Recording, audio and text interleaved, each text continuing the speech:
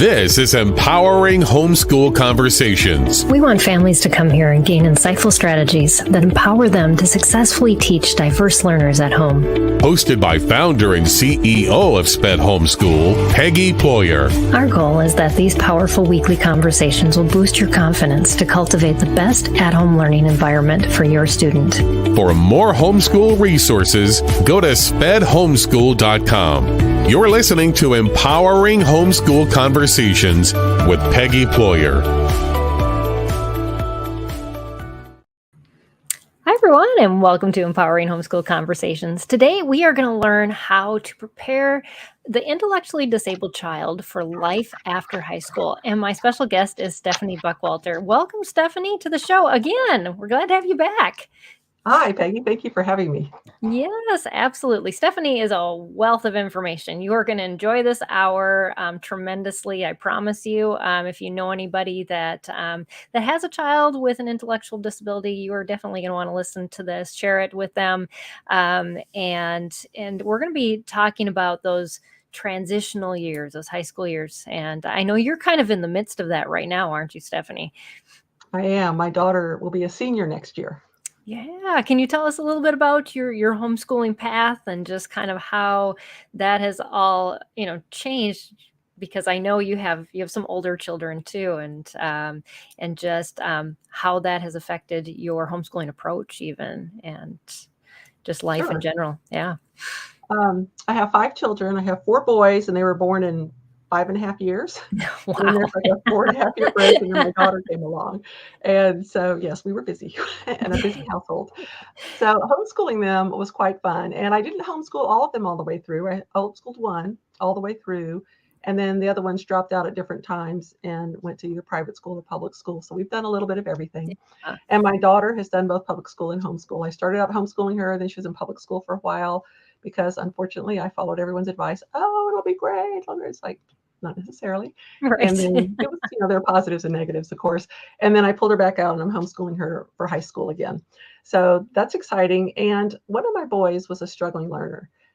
And my daughter's nonverbal, but he is, very mild disabilities, and he can articulate what's going on in his brain. So that was really, really helpful. So that gave me a lot of insight into helping special needs kids when I can talk to someone who struggles, but can actually tell me what's going on in their body or what they're thinking.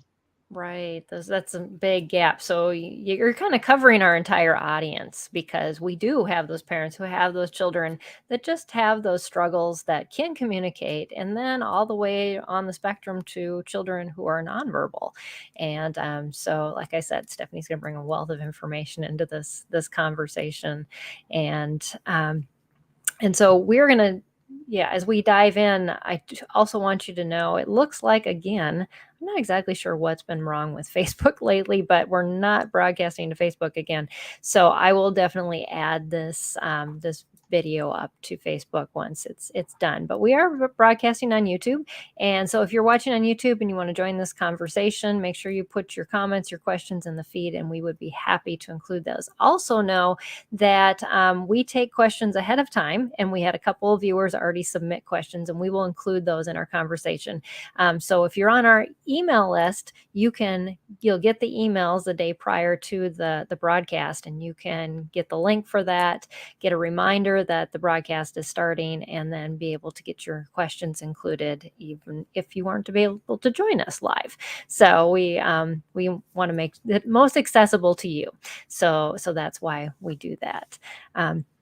So let's kind of just dive into some of the questions you and I have talked about. And then we will just kind of see if there's any other questions that come from our viewers. But how do we even get started? I mean, what options are there? We talk about preparing for life after high school, but where there's probably lots of different things that we could prepare our students for. Where do we even put our mind in the right place where do I start? Okay. Well, one thing is, when you have a special needs kid, you're not just going to be teaching academics, you're going to be doing life skills and academics. And the Right. balance of those is going to depend on how severe your child is. So the milder your child, the more you can focus on academics, the more severe you'll be spending a lot more time on life skills. Got it. Yep. There are probably about 5 different directions you can go. You can colleges now, because there was a law that was enacted in 2008 that gave people with intellectual disabilities more access to college, and so colleges now offer Right. access to lots of programs. And Mhm. there's a website called thinkcollege.net. And after the show, I'll send Peggy anything we talk about. I'll take a note and write down links Yes, and we'll give them to share you that all in the in show the notes. description. Yes. So you'll have those at the end, so you don't have to scribble them all down. So thinkcollege.net is specifically for identifying colleges for kids with intellectual disabilities. And then there's job training programs, and you can usually get those to the county.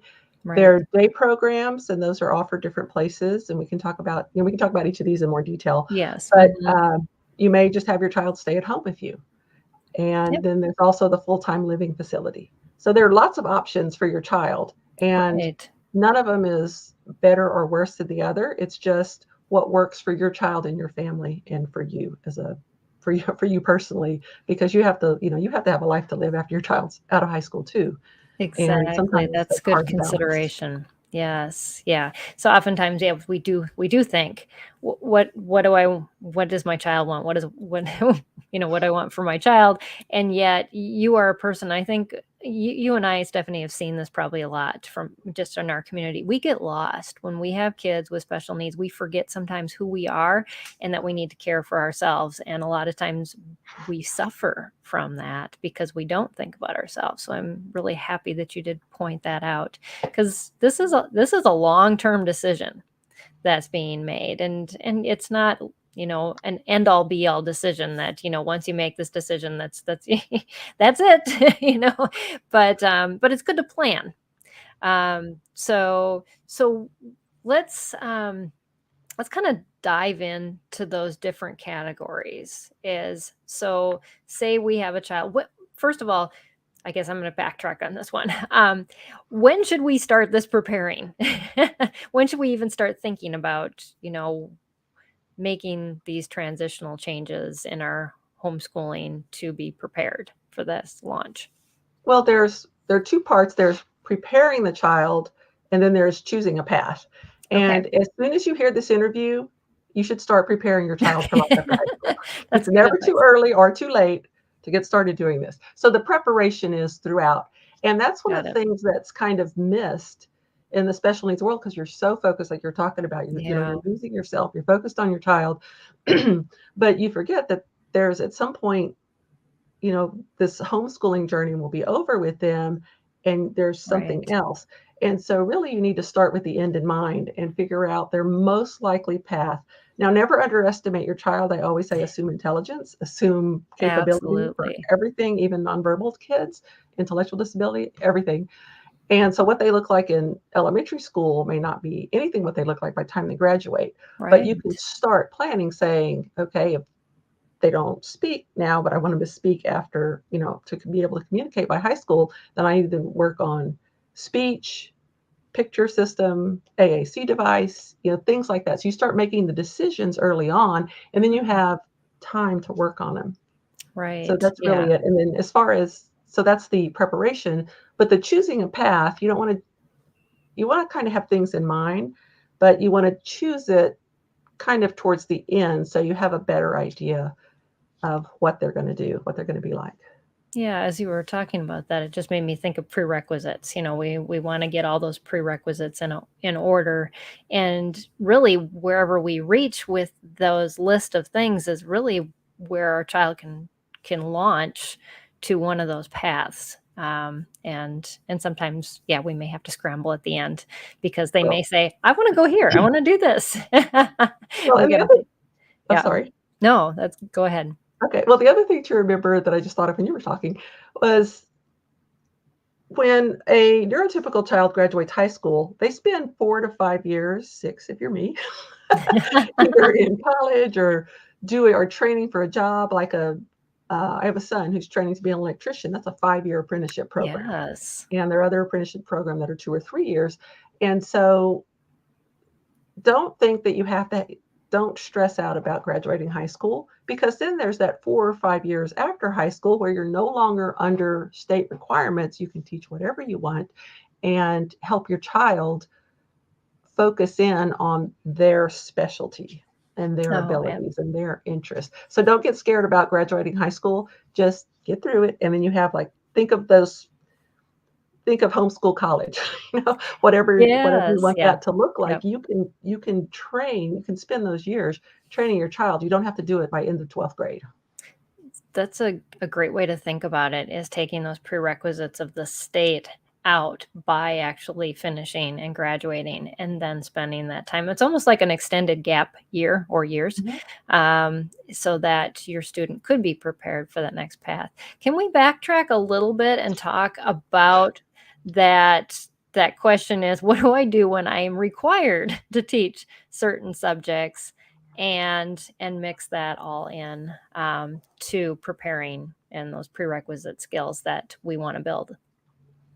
Okay, well, the first thing is some states have no requirements, like the one you're in, and the one like mine has, Yeah. you only have to report scores or evaluations on the core language arts and math. And there are other states that actually dictate what you have to teach. So I Right. realize I'm addressing a large range of Yes, very large requirements. range. And so first thing is, okay, we have to, as diligent, honorable homeschoolers, we have to meet the state requirements. So in that sense, you do that. But then you need to fill in around that what your child will need. Several states, but not all, I found out, have options of turning in proof of progress that account for Yes. the fact that some kids are going to have special needs, but there are other states that do not. Right. There Yes. are a couple of They, them. So you have to, do what they say and work around it the best you can. right. But for those who have a little more flexibility, you can use electives, what I would call electives, to work on your child's needs. If we're talking specifically about high Okay. school, high Yeah. school always gives electives. Right. Also, if your state doesn't require, like mine doesn't require reporting on history and science. So I can use history and science as opportunities not for academic training, because my daughter has moderate ID and she's nonverbal, functionally nonverbal. She has, like 10 or 50 words and uses an iPad for some communication. So the electives those can kind of be turned into pseudo electives even, to work on the things that I want to work on. Another thing you can do if you have heavy state requirements is use summer school. And I know you probably need to give your child the mental break. I know it works great with my child, but you could do, one thing that you wanted to work on in summer school, or even one thing throughout the year that you could work in. Those are the best ways to balance it. Yeah. Summer school, after schooling, or use electives. Yeah. And if you somehow can incorporate it into their interest, then the buy-in's a little easier for those types of things. Yeah, I didn't even address all that, because that's true, because I found that my daughter learns best in context. So if I want to teach her vocabulary words, we pick a topic and we study it, and then we learn all the vocabulary related to that, even if they're high-level words or low-level words. Got It it. doesn't matter. Yes. She can learn it all. I'm assuming, because she's not verbal. She can't spit it back at me. She can find them on her iPad, but she won't necessarily use them in conversation. But my goal in teaching my child, and this may help other people, my goal in teaching my special needs child is I want to teach her I picture her life after high school. Okay, so That's she's not going to great. be able Yeah. to keep up with what's going on in life, right? So she's not going to be able to keep up the conversation, because most people won't sit there and wait for her to type a sentence into her AAC device. So I want her to, at least if she's sitting around the table with a bunch of people at a meal and they're talking about coronavirus or climate change, all these political topics, not necessarily, or they make a reference to Greek mythology, or they make a reference to, or they talk about, getting a speeding ticket, anything Right. that Just comes those up. relatable So, things in life. what I want her to be able to do is to at least understand and follow the conversation. Just like if you're in a foreign country, you don't really know the language, you can kind of understand it, but you can't really speak it yet. So that's how I Right. picture her life. Is I want her to be able to understand it. So as I'm going through school and I'm teaching her things, anytime something pops in my mind about that she would probably need to know as an adult sitting around listening to other people, I try to teach her and work that in. Yeah, that's a great perspective to have because you don't want, I mean, the biggest thing that you don't want for your child is for them to be isolated. And so you're building a way for her to bridge that gap, at least mentally, when she's in that group. And it may not be like you said that she would be, on top of the topic, but she would feel like, yeah, I know what they're talking about. I don't feel like I'm an outsider in this conversation. So, Yeah, so I yeah, gear my academics toward social conversation rather right. than hardcore, prove it with a math equation. Right, because really in everyday life, the engagement, that social engagement is what I mean, we were created that way. We were made to be socially engaging people. That's how we are filled and we fill others. And so that's a basic primary need. And so you're focusing on that need for your daughter, and that is so important because that alleviates a lot of things mental health wise that come down further in the road that we don't even think about a lot of times when we're thinking about teaching our child, especially in those academic realms. So yes, awesome. So I've got a question from a viewer. I'm gonna then bring it up on the screen here. Lisa is watching on YouTube and she's talking about her son. She said he's missing ninth grade and misses his friends, but he's way behind. I'd like to catch him up and try public. What would be the best path or type of testing, or um, what about graduation plans? I think he'd like to be with his friends. So it sounds like her issue is her child's behind compared to the typical ninth grader in a public school, and she's trying to use homeschooling, which a lot of people do, use homeschooling to kind of remediate before putting him back into school. Okay, well, the first thing, if you're talking about math, right? We're talking about math specifically? Mhm. Okay. And probably other areas too, but the question, I think. Actually, she just said a path. Oh, okay, just behind. Okay. Path he's So what you behind, could and do, testing was her question for okay, so figuring there's out where he's at. okay. So there's a calculation you can do. How many years has your child been in school and how far did he get? So if he is in ninth grade and got through sixth grade math, you can calculate how much further based on, okay, covered 6 years and 6 years of school and 8 years, 6 years of material and 8 years of school. So um, potentially when he graduates, he would still be 2 years behind, or he may be able to catch up at least another year. So first thing you use is logic. Just calculate it out. You can see how far he is, and you can do this in any subject. You can do this with therapy related things too, by the way, Okay, how, yeah. how far they've developed intellectually, neurologically, and calculate out how long it would take them to get where you want them to be. So for him, one thing I wanted to talk about, and this may be a good time to do it, is when you graduate your special needs child, depending on the level of severity, they may not be qualify for a standard diploma. And a standard diploma is the one you would get if you went to public high school and were mainstreamed with all the other kids. Then there are people who are, and I'm giving you the public school examples because this may be Right. easier to understand Mhm. than just relate it to your homeschool. There are kids who are mostly on track with their peers, but they're pulled out and behind in a couple of classes, which may be your case. Yeah, she And said math and writing was her response when you asked question yes, about the okay, and those are subjects. the core subjects. Yeah. So, Mhm. um, so what you can do is, so let me get back to this. So, and then there's like a 504 plan. You're pulled out for just a few classes or an IEP. You can do it either way. And then when you graduate, you still get a standard diploma. But then there are the kids who aren't meeting academic requirements of a standard degree, and so the school will grant you some other kind of degree or a certificate of completion. So one thing you could do is determine, is your child shooting for a standard diploma? And if so, my answer is different than if they're just shooting for a certificate of completion. Sounds like he's, academically up there, and so he'd probably be going for a standard diploma. So you would do remedial math with him, and you would just start where he is at, find a program, which is no easy thing. It's no easy Right. task. If you look on my homeschool shelves, because of all the kids and all the problems, I have at least 10 or 11 math programs that we've tried for the different kids. Life of Fred, we did Saxon, we did We did it Learn all Math too. Yes. Fast, we did them all, developmental math. So you find one that works and stick with it. And the things you would look at as far as finding one that works is, does your child need simpler worksheets with fewer problems on them?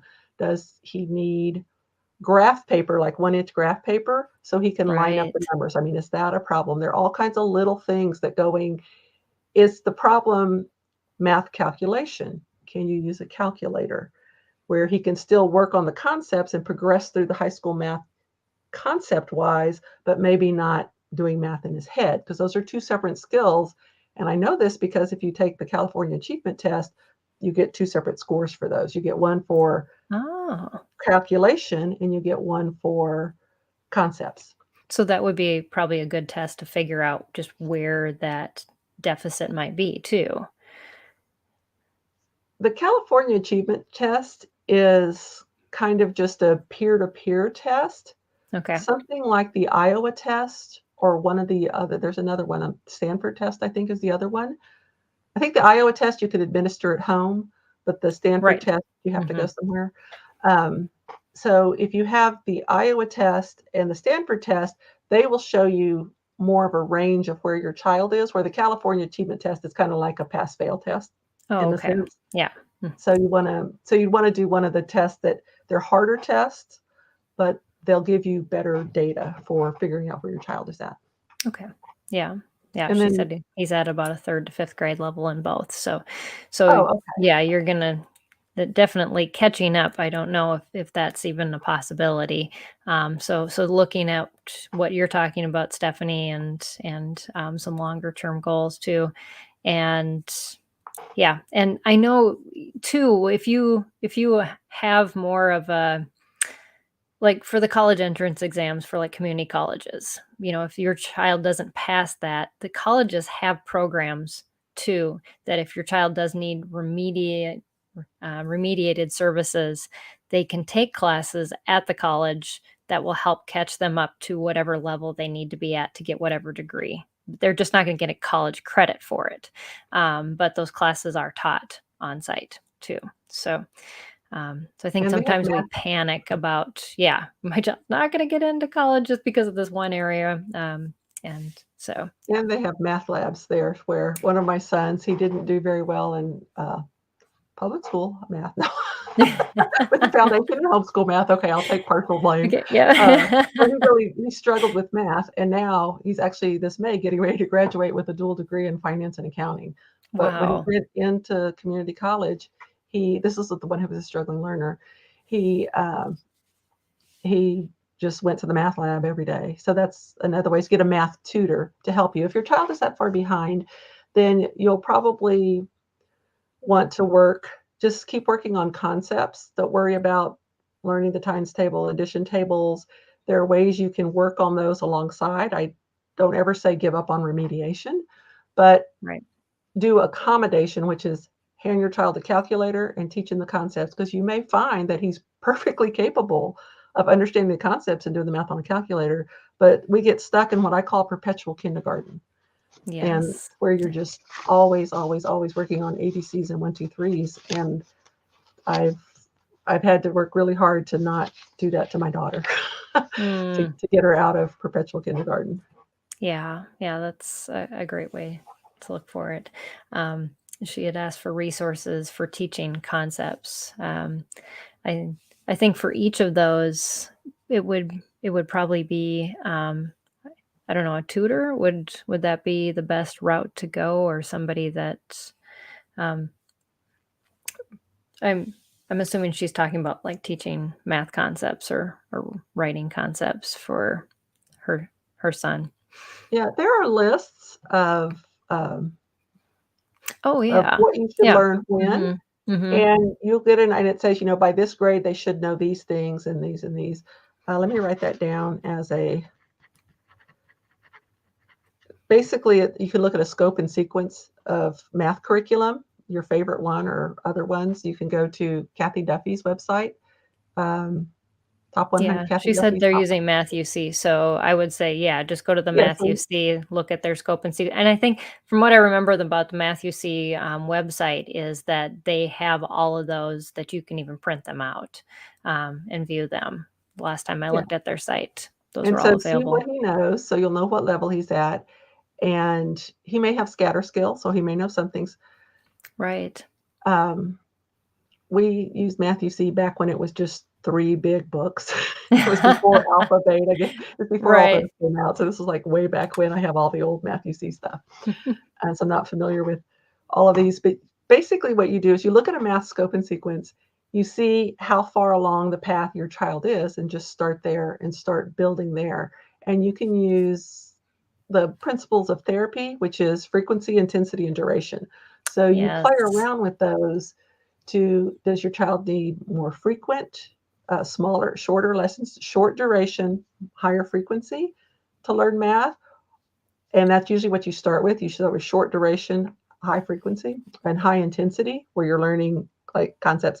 And then over time, those kind of switch where you can do longer periods of time with less intensity as he's catching the concepts and moving forward. So that's one thing you can look at too, is varying frequency, intensity, and duration Yeah. to get Yeah. him forward.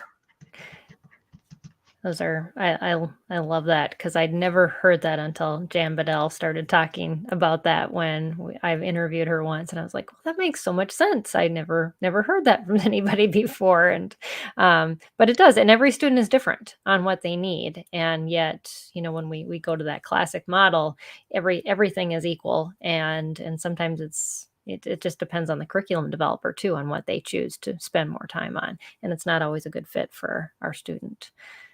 So, yeah. Well, so I'm going to return back to the subject that we're focusing on I love that though that we spent time on Lisa's question because I know a lot of people struggle with this. It's like we're hitting those high school years. We hit that panic time, and we go, wait, we are so far behind. I don't even want to think about planning. And so I'm glad we were able to address that because Lisa, there are so many people who are in the same place as you are, and we just want you to not worry. Yes, Stephanie's raising her hand if you're listening to the podcast. That God has timing for each of our kids, and we just have to rest in that and wherever they're at, and to start to just prepare them, one day, 1 week, 1 month, 1 year at a time, and they will get where they need to go, and and so just rest in that fact too. So Stephanie, you'd elaborated on, just based on severity and also in, just as our student that we can go, the college route, job training route, the day program route, stay at home or living in a full-time facility. When that path is kind of decided, how does the preparation start? Well, okay, I'll go over each one and talk a little about it, then show how you can prep for that path. Yeah, that's a Okay, good so for idea. college certificate programs, again, thinkcollege.net is where they have a list of them. For example, George Mason University, people are familiar with that from the Final Four a few years ago. Mhm. It's outside of Washington, D.C. It is a 4-year program for students with intellectual disability, and you do not have to have a standard high school diploma. So they just need an IEP or a non, and can have they have to have an IEP and a non-standard diploma, or a certificate of attendance is even accepted. So you don't have to worry about it. So your child doesn't have to graduate to get a college experience, and that's kind of what these colleges do.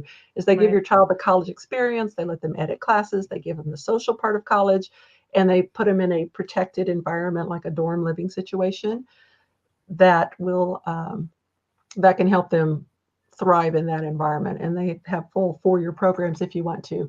So, Awesome.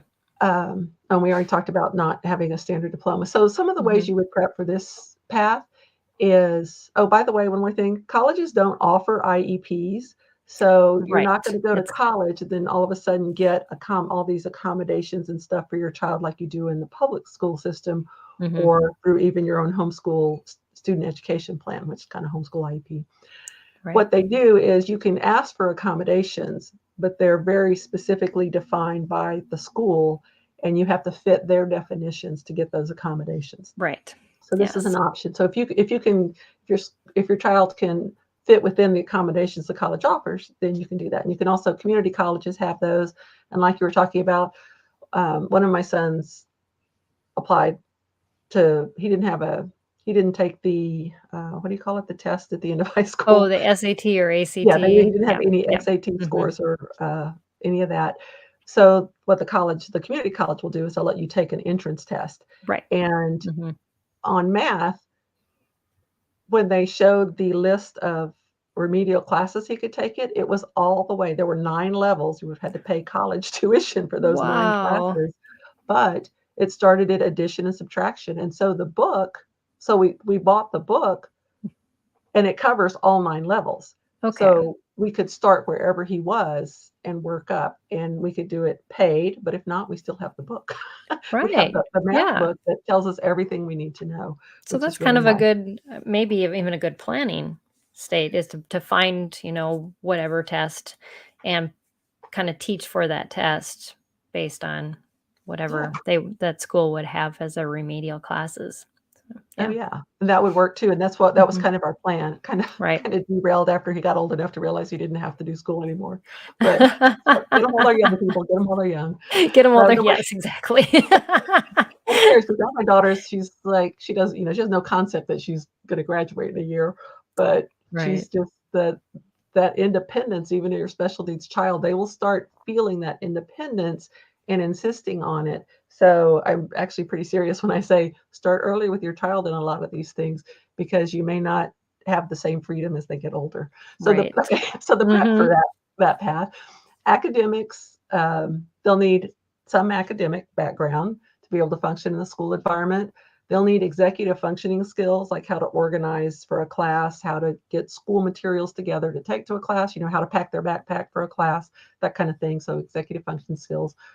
You might want them to know a few social activities, like how to bowl and how to play board games, so they can go do social things with other Oh, people. yeah. Yeah. They need to be able to sit in a classroom without disrupting it. Um, and I'm not talking about, ticks and quirks and things like that. I'm just talking about being able to sit through a, 45-minute, hour-long class without, losing focus, losing themselves, whatever. Right. They may mildly have to know how to deal with bureaucracy, which you'll have plenty of that as they get older. You have to work through all the forms Right. and Yes, and all that. colleges are well known for that bureaucracy point. So, And they would have yeah. someone helping them through that process, but it would Yes, help them to be prepared that, "Hey, we're gonna have to do paperwork, and this is what it means." And personal exactly. safety and boundaries, they'll need to know that. You definitely want to teach your kid that, even no matter where they're headed Right, after college, exactly. but that's Mhm. really important. And then knowing when to ask for help, because if they don't know when to ask for help, they can have a really miserable college experience. So that's the things that you would wanna prep on that. Yeah, that's a good list. Yeah, some of those I would have never even thought of, and now that I've had a student go through college, I'm sitting here going, yes, yes, yes. Wish I had that list. So, and we had a mom ask a question before too, and she said, "Do you have a checklist to follow?" Danielle had submitted that ahead of time. So Stephanie's kind of rattling off a little bit of some checklists for each of them verbally, and so hopefully that will help you a little bit. Okay, and if you'd like, I can put them, I can kinda make a checklist and give it to you to distribute, like, in the show notes, put a link to it or Okay, whatever, sure, yeah, or you can that'd be just put them great. straight into the show notes, either one. Whatever works best for you. Yep. Okay, Yeah. alright. And so then the next one was job training, and what you're gonna wanna do is look for places that teach people job skills that have intellectual disabilities. Now, I wanna add something here that, um, if your child has both intellectual disabilities and psychiatric problems, and I'm talking like mental, I know they put mental illness, ADHD and all that stuff is considered mental these days. But I'm talking about psychiatric problems more than Okay. just what's termed mental Right. interest. Yes. So be careful those are not equivalent. So some places that accept children with intellectual disabilities stipulate that if they also have psychological problems or psychiatric problems, that they don't work with those kind of kids because it's a whole different ball game. Oh, okay. So That's you good have to to be, know. yeah, you have to be careful that those are. So if your child is also struggling with mental health issues, just be careful about, what you're choosing, and go slow with, working them into one of these pathways, because it's just a little Right. bit of a different ball game. Mm-hmm. So you have places that teach that, and you'd find government services in your area. Normally, if you're in the public school system, that kind of hold your hand through this process of getting access to all the government services. Um, what happens is, you have child find, and then you have the education system, and then you have this adult. In my state, it's called the Department of Aging and Rehabilitation. Oh, but okay. that's where but that's where you get your job help from. Huh. You would never think that, so you can just type Right. in DAR for your state, or Yeah.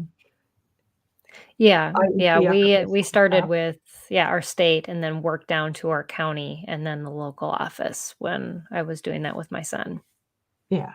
So yeah, and it's the same thing. So you may have,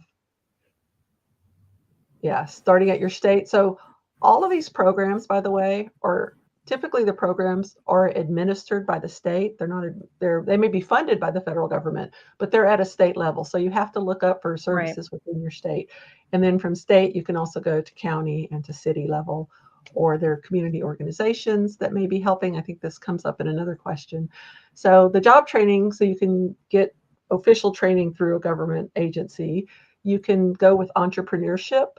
There are several families that have taken their child's interest and turned it into a family business. So Yes. the child is working there and running it. In our local area, we have a kid who loved chocolates. And so now they have a chocolate store, and they Wow. mold their own chocolate and things like that. And they hire mostly people with intellectual disabilities. It's really cool. And, Wow. they work there and they serve there, and and they do catering. You can order stuff online. It's really cool. So you can look for places like that. Internship, that way you can kind of check out a job before it's a big commitment. Right. An apprenticeship where you can actually learn a vocation. And again, your child might have to be a little higher functioning. So we kind of started at the Yeah. highest functioning, and we're kind of Right. moving Yep. down the Mm-hmm. down the ladder here.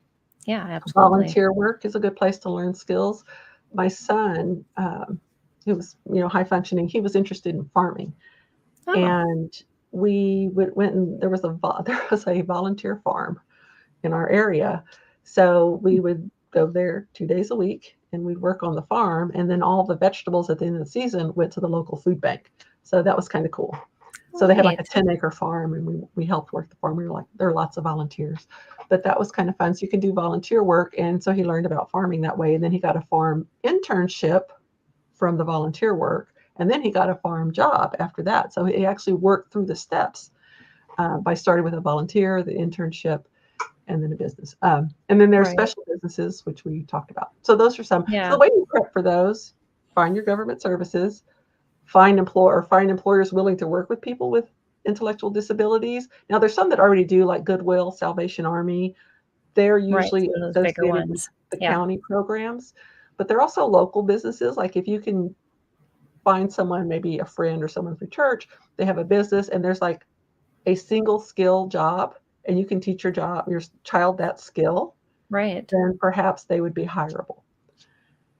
And I'm thinking, well, I had a friend with a special needs daughter, and she went through one of these training programs. She worked in the hospital, and what she did, and it was a job all the nurses hated, but she loved doing it, and that was Oh. wrapping all the utensils after they were sterilized, because then they Oh. had to be preserved. And she Right. loved doing that, and the nurses appreciate her so much because not a single one of them ever wanted to do that.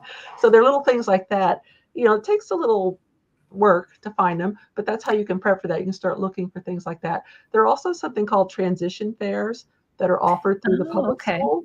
I just attended one for our area, and they talk about things like getting guardianship, job training programs, just basically all the government services in your area. So if Right. your school is not big enough to have one of those, or your school district, just search your state and transition fair. And the Oh, transition okay. means transition from high school to adulthood. Now, do you And have so, to contact your local school district to get invited to that, or how well, do you that's get how access as a homeschooler? I got invited, but if you find the advertisement for a transition fair, when COVID happened, all the transition fairs went online. And so Oh, you can find interesting. your transition fair presentations online now because there's about Okay. guardianship, special needs trust, all that kind of Right. stuff. So And kind then of the you get legal, connected with that local community, so people in your community that are offering those services or have that expertise too, which is so much better than finding somebody across the country who has that advice to share. right. And because it's all state related, it's better to find some of your state. So yeah, the speakers are often the people from the organizations in your area that would help the transitional adulthood. So if your school district doesn't have one, find the next biggest school district close to you, and you'll probably Right. find one there Okay. Well, that that's you good can at to least know. look at their stuff online. Yeah. Yeah. So we've talked about the college route and the job training and let's see, we can cover anything else. I Day think that's program. it. So day program would be The next. next ones So are much shorter. yeah. Okay. First two are big because it involves all these other people. So these other Right. ones That's are a so lot true. easier. Yes. So if you think your child is going to be in a day program, and what I mean by day program is your child Yeah. lives at home, but 2 to 5 days a week they go to a facility, and there they uh, are with other people, and there they focus on life skills, possibly employment skills. Hmm. They offer social opportunities on site. They often take community trips out into the community to help them develop their community skills. And again, these are the ones that are provided by state, county, city, possibly a community organization, and or possibly a church. Our church is huge, and it offers an adult daycare program Oh, 5 wow. days a week, and it's it's really nice. The only thing is you have to be 21, so it has to be after that public school graduation Right. date. Yes. The 21 date. That's kind of that transition Mm, time for students who have that extended graduation time. right. So that's the 4 years we're talking about, where you can actually stay in public school those last few, another 3 years after you graduate. So that's what you would be doing during that 3-year period, is training your child. So the prep for that would just be call facilities in your area and ask them what a day would be like for a child with Yeah. your level of abilities, and then adapt your teaching and what the child would need to know to go into that kind of a program. And Okay. regardless of whether you actually use the program or not, the skills are going to be relevant to Yes, any post absolutely. high Yeah, you're school not thing. losing anything at all. That's a good point. Yeah. And so you just search special needs day programs or intellectual disability day programs. That's the keyword, day programs.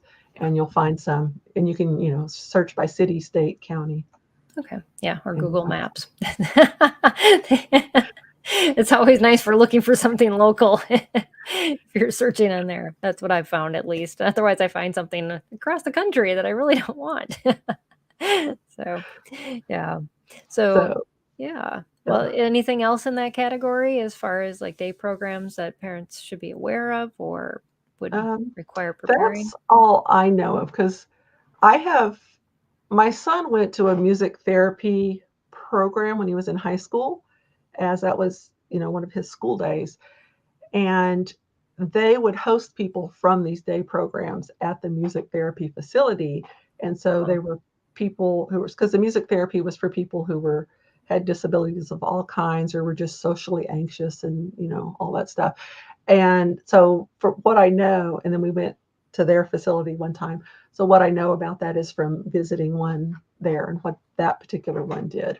So you kind of have to call them, because each of them offer different things, yes, that would and they be handle different levels of abilities, because some will offer the job training, some won't, or they will if your child is able, or your adult child is old enough is skilled enough, has the ability to develop those skills. So you right. really just have to call around to know. Yeah, and don't just assume that one is going to look like the other. That's a really good point to make and to be prepared for, especially if you are preparing. So this next one, the stay at home option, I find when I interview a lot of people who have homeschooled many years and have a child with an intellectual disability, this is the option they choose. And so talk a little bit into that and what that looks like and do we need to plan for transition or not? Well, yes, Yes. you will need to plan for transition. So, and this is the option that I'm choosing, as far as I know. Although we might try to do like 1 or 2 days, but it wouldn't be like a 5-day-a-week daytime facility, just because my daughter happens to be very social and she wants to be Yeah. around people. So your adult child will live at home with you. Your child, you will want them to have some level of independence during the day so that you can get things done. And this is what we were talking about earlier. Right. You've got to have a life. If your child's going to live with Yes. you can't spend your We're whole day circling back to that. sitting down and Yeah. training them like you do during homeschool, which is kind of natural because that's what you do when you're homeschooling any of your children, not just your special needs child. Just Yes. takes a little more work. Mhm. But you want to teach them. So my daughter, she can't read, so I can't just give her books to read, but she likes having books read to her on the iPad sometimes. Oh, yeah. She uses her iPad for communication, so she has it with her at all times. So occasionally she will switch to watching videos. And it's funny because when she's outside on the swing, she listens to ad nauseum, Twinkle, Twinkle, Little Star. Oh, I've wow. heard at least 250 versions of that song in all different languages over the years. But she'll eventually move on to other things. But so she listens to Yeah. music out there. But when she's up in her room, she'll watch videos about tornado storm chasers and a guy who goes through every fire alarm. He has like 50 different fire alarms and he explains the mechanisms and how it works in each one. So, Wow. her educational iPad time is in her room and her Mhm. music time is out on the swing. But those are times we can say, okay, you need to go to your room and you need to, and actually, even though she doesn't have, she's nonverbal, I still have to tell her, stop talking. Oh. Go to your room. We'll talk with her iPad. Say, stop talking. Please go to your room. So you want them to some kind of independence where, you can teach them to read. You can do that. Right. Additionally, you'll want to teach them chores because we're coming up to the end. I rushed into Mhm. this last bit. Chores and social opportunities. Those are the three things. So these three things fit into what I call the 3 circles of purpose. And if you don't mind, can I show a graphic real Yeah, quick? please do show Okay. that. So way back when, okay, this was just a few years ago, I finally thought, okay, my child's getting close to graduating. What am I going to do with her? Why? And so I started thinking, well, why were Those are we good created in the questions to first place? ask yourself. Yes. Why did God create us in the first place? And so I had no clue where to look in the Bible. So I just started reading in Genesis, and lo and behold, I found it in Genesis chapter 2. So I didn't have to look very long or hard. But let me see if I can get God this is to so work. good. He knows how short our time is and what we need to hear. So, yes. So, Share and screen. we'll make sure that you get a timestamp and when this shows up in the video too, if you're listening to the podcast, so that you'll be able to go to this timestamp and look at the graphic that Stephanie is sharing. Oh, I'm sorry. What did you say? I was trying to find it. No, I just was talking to the audience about. I'll share the timestamp of where this is going to be in the video, so that And I they'll can be able also to put see a that. link because I have this graphic in a 8.5 by 11 sheet on my website, Oh, okay, and I'll give a link where you can go and download it there. that'd be Okay, great. so I called it the 3 circles of purpose. And in Genesis 2:18, the Lord God said, it's not good for the man to be alone. Now I realize he's talking about husband and wife, but husband and wife have kids. There's your family unit, which then Right, forms exactly. community and world. So it all starts, we're created for relationship, both with God and with others. So Right. because we were created for relationship, we teach social connection. And there is a list of things there: relationship with God, community, kindness, respect, societal rules, compassion. Like I just started thinking of like all these things we have to learn related to Right. social connection Absolutely. and conflict resolution. And then, sorry, I'm learning how to use this. Um, and then Genesis 2:15, the Lord God took the man, placed him in the garden to cultivate and keep it. So we were created for work. And because we were created for work, we teach productivity.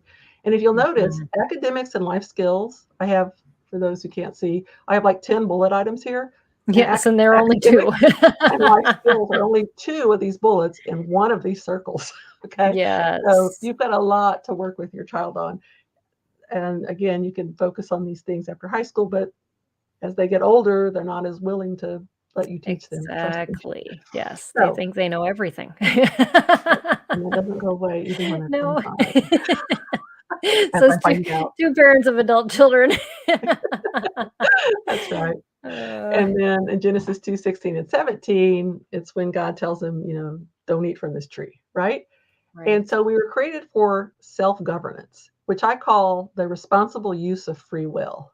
So that's what's happening here. God's saying, That's here, good. I'll put you in the Yes. garden. You can eat for any tree, but these two, right? One that gave eternal life and one that gave knowledge. So don't eat from those trees. So he gave us free will and we're supposed to use it responsibly. So because we're created for self-governance, we teach independence. And that's like home care, self-care, safety, personal responsibility, healthy habits, all those things fall into there. So Right. I just use this graphic as a guide for all the things I need to teach my child in homeschool. And that's really what it is. Yeah. Yeah. It brings it back to the, really what matters. And I love that. I absolutely love that. I wish I would have seen that earlier in raising my kids. It would have made things so much easier to understand what am I doing and why am I doing this? Yeah. So thank you. Yeah. Yeah. And Oh, and then I guess I have the prep section here. So to prepare for that, so you want to observe your child just real quick. Observe your child, find out what they're good at and what they like. yeah. And then you want to find either anything to help them. This is the productivity circle to help them be productive. Chores, hobbies, recreational pursuits, volunteer opportunities, anything. And then you can also use it to build skills. So this is helping them be productive because we were made to be productive. And I thought about this mostly Yes, with my daughter. absolutely. When she helps me unload the dishwasher, she is just happier. She's just a happier person because she did something productive. And so don't be Right. afraid to make your kids help around the house. Or I have her on her iPad. That was one of our first things was to go call everybody to dinner because I got tired of yelling up the stairs. Oh, So she yeah, had to put absolutely. come eat and come eat. And Mhm. she'd go walk around and like play it for everybody in the house Uh-huh. to call them to dinner. So even little things like that, nothing's too small to help them feel Yes. productive. Um, Another useful framework for figuring things out and what your child can do after high school is Kathy. Is it Kathy Koch? Is that how you say it? Koch or Koch? Cook. Yeah, Cook? Kathy Cook. Cook. Yep. I got it Mhm. wrong. Kathy Yep. Cook. Her book, I've only seen it in writing. I haven't heard her speak. Yes, I've met her a couple times. Yep. She has a book called The Eight Great Smarts, which is based on Howard Gardner's multiple intelligences. And it's a simplified version of those multiple intelligences. And it's, not a perfect thing, but it's a good framework to use for your child because Oh, it absolutely. identifies 8 areas in their life where they can be smart. So they don't have to be, as we were talking about earlier, math smart and word smart, or which is Right. logic smart. But they can be nature smart, which is seeing patterns, which is something actually I'm actually pretty good at, but I never knew it until I read her book that, oh, I'm nature smart. But That's it really gives you cool. a bigger look at your child, what your child can do. That's not just Yes. your academic school. There are 6 other things besides academic, including picture smart, self smart, people smart. I have a neighbor she's a twin, and her sister is extremely intelligent, intellectually book smart. Mhm. She's a flight attendant, and she is an awesome flight attendant, and she's funny, and she loves people, and she always comes back with all these people stories. And so she's people smart. And, Yeah. academics, if her life was judged on how well she did in school, she'd be a failure. But when you look at Right. her from one of these other smarts, she's a success. And I highly encourage you to search out that book. For yourself. And she also ties in a Christian perspective to it. She adds a Christian perspective to each of the smarts. That's So that's what I awesome. use to figure out Yes. my child's interests and abilities. Yeah, those are some Um, great resources. So, as we're kind of wrapping up and talking about resources, I would love for you to talk about some of the resources that you offer. We do have one more question. If we can address this just really quick. okay, Um, go ahead. yeah, yeah. Oh, because there was one more, the full-time facility living at home. Oh, yes, we still have to do that too. Okay, Okay, this let's do one's that really quick. first. It's Yep. just 2 Nope. Yep. sentences. Yep. The Uh huh. one is it's a hard decision to make, but sometimes it actually is the best one because if you have Right. no life because your child is at home and you're suffering, it's okay. It's okay to put them in a home It's a good and thing. visit Yeah. them and be Yeah. there with them and, find a good one. So to Right. prep for that, you would just call, see what skills they work on there, what your child would need to know to be successful living in a group home, and teach them those skills. Yeah. Yeah. And my parents have made that decision for multiple of my siblings just because then the time they get to spend with them is quality time. It isn't just always care time. And I think sometimes we forget that we need to have that parental relationship, not just the caregiver relationship with our children. So it allows time for that. So like Stephanie said, don't beat yourself up if that's a decision you have to make. It is still a good decision if God leads you there. So yeah. So Carrie had given us a question ahead of the show, and she has a child with epilepsy and asked a question about how do I prepare him for independence and having peace that he's well prepared. With epilepsy, which my daughter had when she was younger, so I'm familiar with grand mal seizures, all too familiar. I think the primary thing for a child with epilepsy is helping them be able to manage their medication, manage their episode, and make sure that they have a way to get help if they're out among people who have never seen someone have a seizure. Right. So Yeah. if someone, if he is prone to having seizures and falling down, to either have a bracelet or if he's going to be somewhere where he knows. What I did with my daughter was I took a lanyard with a little thing on the end of it, and I just said, if an emergency, please call. And anytime we go out in public, if she gets lost, or if I'm lost, I'm nonverbal, please call these phone numbers. Right. So when we go to amusement parks or whatever, I'll put that lanyard on her, when she's older, and I fold it to where they can't see her name. Right. My phone number so they can't see your name, and I'll stuff it inside her shirt, or so people don't realize. But if she had an emergency, somebody could find that and Right. help her. Exactly. So having some kind of a help, plus being able to manage his meds, and then ideally, if he can recognize when a seizure is coming on. For example, the very first time I knew my daughter had a seizure, it happened. Our physical therapist, she was just 4 years old or something like that, 3 or 4. The physical therapist was there. She goes, "You hear that?" And she was going, it's like clicking. She goes, "She's getting ready to seize." I said, "What do you mean?"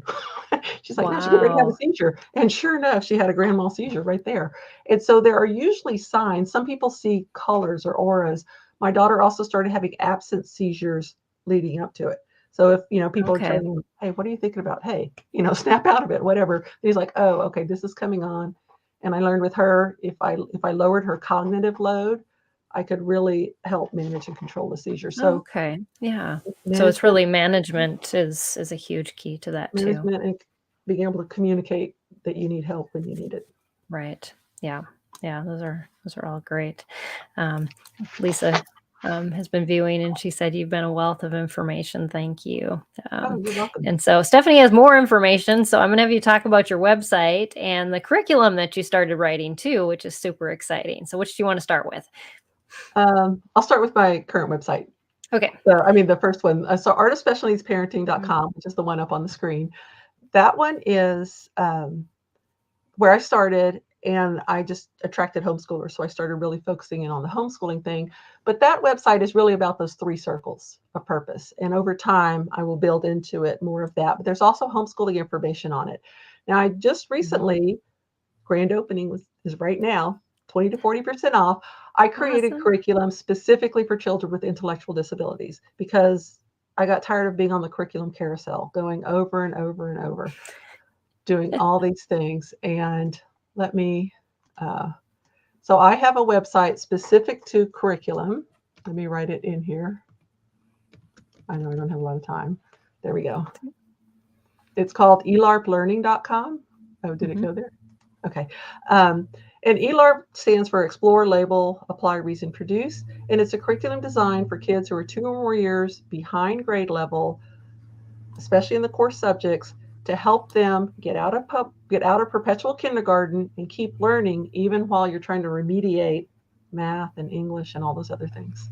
Yeah. Yep. Yeah. I've got it up on the screen, but we'll make sure we add the link too. And so, so Stephanie has a shop there, and then you can learn more about that your kind of your philosophy too. I'm assuming that you have all that available. Yeah. Awesome. Well, that's great. Like Lisa said, this has been a wealth of information. And like I told you at the beginning, you're going to love what Stephanie has to share. And just you have so much wisdom and insight. And just thank God for you and all that you are willing to share with parents on what He has taught you. it's truly a blessing. So Well, thank you. You're a blessing for making all these available, me and all these other people available to our oh, I just community. sit and chat and, I have a lot Wonderful. of fun. Wonderful. So yes, we all do our thing and help each other. So that's what it's all about. Well, thank you. And Stephanie's going to be on the show again at the end of next month. And we're going to be talking about nonverbal learners. And so she'll be back to talk again. So you haven't seen the last of Stephanie. And even after that, I'm sure she'll be on again because she's been on the show many times. But you'll definitely want to join us again for that conversation if this has really struck a chord with you. And this week I'm actually doing a second broadcast as well. Last week I did 2. This week I'm doing 2. I'm ramping up because I'm going to be on the road soon. But we're going to talk about tips for college admission for students with learning struggles this coming Thursday at 10:30 a.m. Central Time. So I will be back live then. For that conversation, and then again back next Tuesday at our regular time too for one more broadcast before I fly out the next day. So anyways, lots of good things, but we're mostly talking about that preparing for life after high school. It's a very stressful time. I realize that. I've graduated 3 now, and it's, I don't know with you, Stephanie, and every time you get to that threshold of what's happening next, it's Satan can come in and just really eat you apart. But we can't let him come in. We've got to fight that, and God will give you peace and put people in your path like Stephanie who will just pour out their wisdom to you. So thank you again for all that you shared. And make sure you visit Stephanie's websites. We'll put those links in the description so that you can do that. So thank you again. Appreciate you and all that you do. And God blessings on the work that you just keep doing. Thank you. Absolutely. Yes. And thank you all for joining us. We will see you next time here for a conversation. Until then, God bless and take care. See you then. Bye, everybody. This is Empowering Homeschool Conversations, provided by SPED Homeschool. Go to spedhomeschool.com to get resources and support for teaching your unique learner at home.